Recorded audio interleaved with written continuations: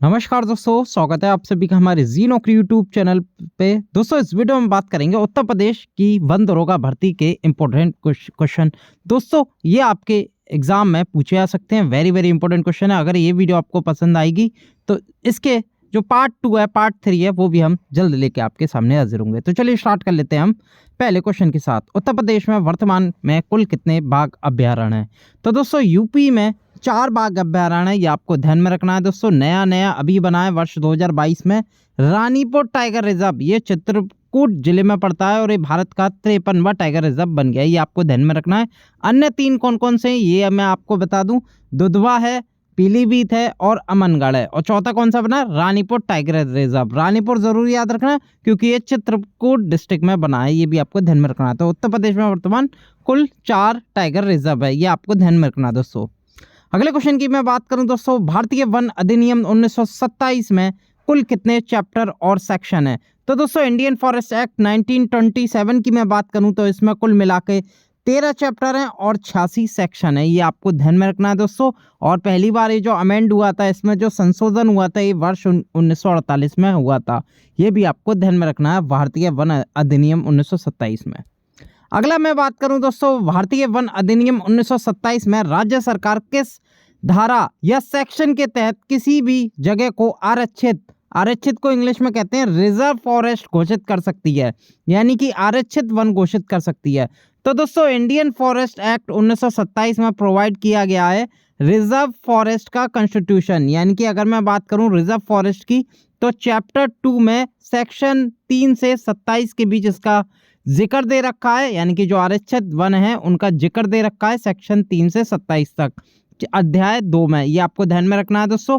और सेक्शन 3 की मैं बात करूं, जो कि करेक्ट आंसर है, क्योंकि सेक्शन 3 के तहत राज्य सरकार किसी भी फॉरेस्ट लैंड या कोई भी वेस्ट लैंड को रिजर्व फॉरेस्ट के रूप में दोस्तों नोटिफाई कर सकती है, यानी कि उसे आरक्षित वन घोषित कर सकती है सेक्शन 3 के तहत। अगर दोस्तों मैं कॉन्स्टिट्यूशन बात करूं रिजर्व फॉरेस्ट की, तो ये चैप्टर 2 यानी कि अध्याय 2 में सेक्शन 3 से 27 के बीच इसका जिक्र है। और 3 में कहा गया है कि राज्य सरकार आरक्षित वन सेक्शन 3 यानी कि धारा 3 के तहत आरक्षित वन घोषित कर सकती है। ये आपको ध्यान में रखना है। ये मोस्ट इम्पोर्टेंट क्वेश्चन है जो कि पूछा जाएगा। अगला क्वेश्चन देख लेते हैं, भारतीय वन अधिनियम 1927 में राज्य सरकार किस धारा या सेक्शन के तहत किसी भी जगह को संरक्षित वन, तो दोस्तों अभी पहले मैंने बताया था आरक्षित वन, अब ये है संरक्षित वन, इसे इंग्लिश में हम कह देंगे प्रोटेक्टेड फॉरेस्ट, घोषित कर सकती है?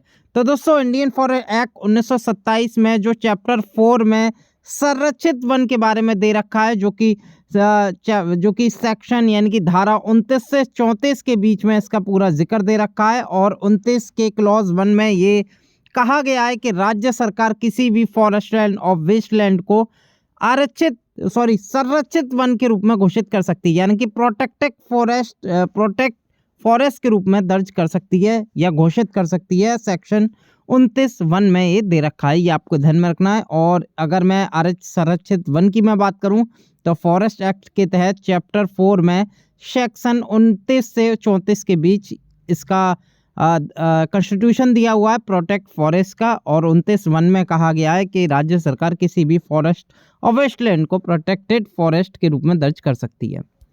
अगला क्वेश्चन देख लेते हैं दोस्तों, वन्य जीव संरक्षण 1972 में कुल कितनी अनुसूची हैं? तो आपको पता ही होगा, वाइल्ड लाइफ प्रोटेक्शन एक्ट कब आया? 1972 में आया।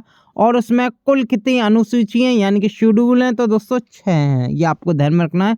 इतने छोटे से क्वेश्चन भी आपसे पूछा जा सकता है एग्जाम में। अगर मैं बात करूं, इसमें कुल मिला के 7 अध्याय हैं, यानी कि 7 चैप्टर हैं, 66 सेक्शन है और 6 शेड्यूल हैं। ये भी आपको ध्यान में रखना है, आपसे पूछा जा सकता है एग्जाम में।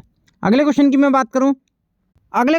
बात करूं तो वन्य जीव संरक्षण अधिनियम 1972 के तहत किस चैप्टर में राष्ट्रीय पार्क का ब्यौरा दे रखा है? दोस्तों, राष्ट्रीय पार्क की मैं बात करूं वाइल्ड लाइफ प्रोटेक्शन एक्ट 1972 के तहत, तो दोस्तों चैप्टर 4 में एक डिक्लेरेशन के बारे में दे रखा है कि हम जो नेशनल पार्क है, गेम रिजर्व है, क्लोज एरिया है दोस्तों, उसका डिक्लेरेशन कर सकते हैं। किस अध्याय में? चैप्टर 4 में इसका जिक्र दे रखा है, ये आपको ध्यान में रखना दोस्तों।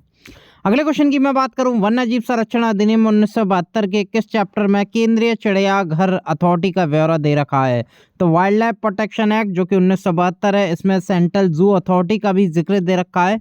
तो चैप्टर 4A में कह रखा है दोस्तों, जो कि इसका कॉन्स्टिट्यूशन है, यानी कि जो सेंट्रल जू अथॉरिटी है दोस्तों, उसका एक तरह का कॉन्स्टिट्यूशन दे रखा है चैप्टर 4A में कि सेक्शन 38 के तहत केंद्रीय चिड़ियाघर अथॉरिटी की स्थापना हो सकती है दोस्तों। और इसके लिए जो मापदंड है, यानी कि 38C में जो जू कंस्ट्रक्शन है, यानी कि जू का साइज क्या होगा, कितने उसमें क्षेत्रफल में फैला होगा, ये सारा 38C में ब्यौरा दे रखा है। और स्थापना की मैं बात करूं तो सेक्शन 38A जो कि चैप्टर 4A में आता है दोस्तों, 1972 वन्य जीव संरक्षण अधिनियम में दे रखा है। ये भी आपको ध्यान में रखना है दोस्तों।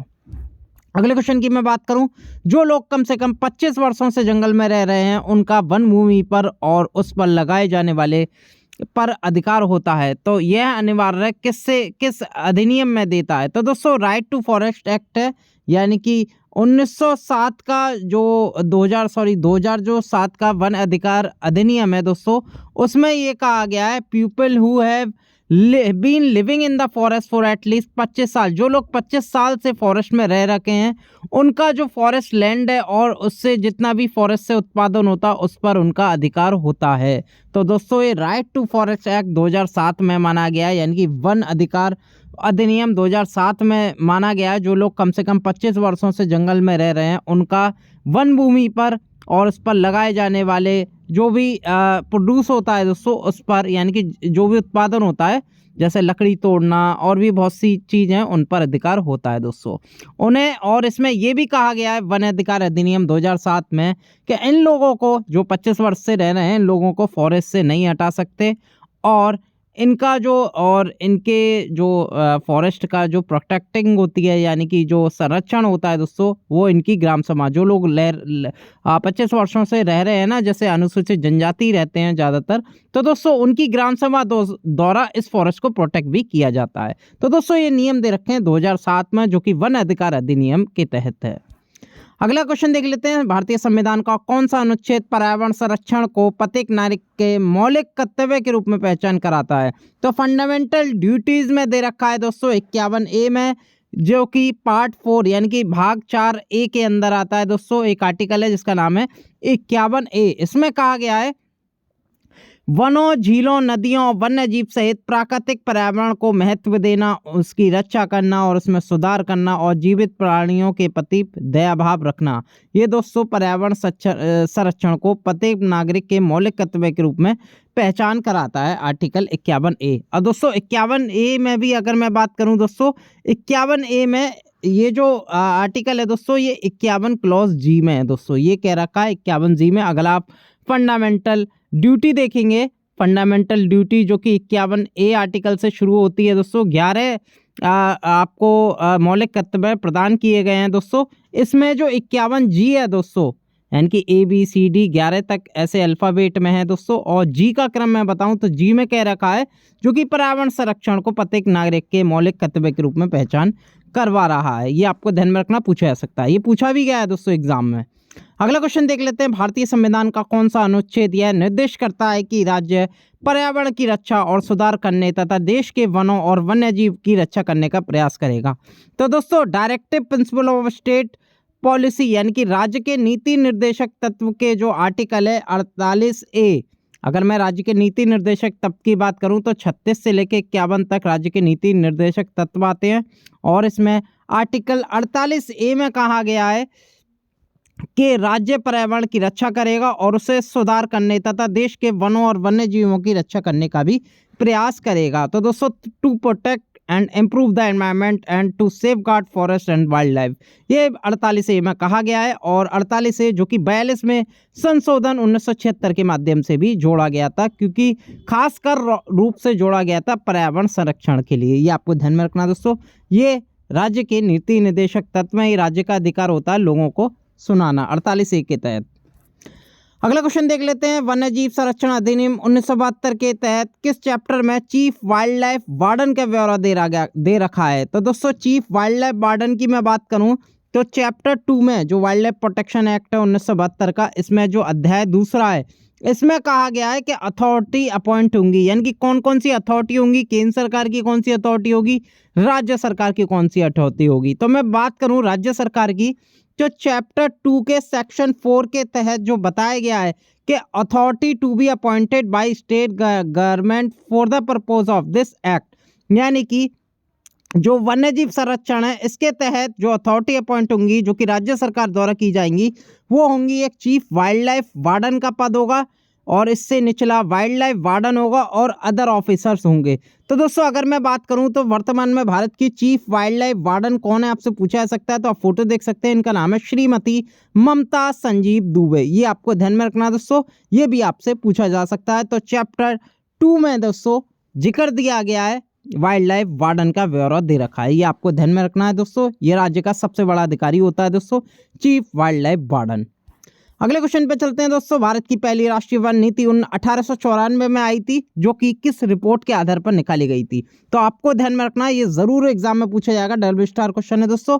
वो रिपोर्ट थी डॉक्टर वोल्कर रिपोर्ट, ये आपको ध्यान में रखना है दोस्तों। डॉक्टर वोल्कर रिपोर्ट, जो डॉक्टर वोल्कर थे दोस्तों उन्होंने 1892 में एक रिपोर्ट निकाली जिसका नाम था इम्प्रूवमेंट ऑफ इंडियन एग्रीकल्चर, ये आपको ध्यान में रखना है। और इसी को देखते हुए जो अंग्रेज थे उन्होंने 1894 में नेशनल फॉरेस्ट पॉलिसी लागू कर दी डॉक्टर वोल्कर रिपोर्ट को देखकर, ये आपको ध्यान में रखना, वेरी वेरी इंपॉर्टेंट क्वेश्चन है ये।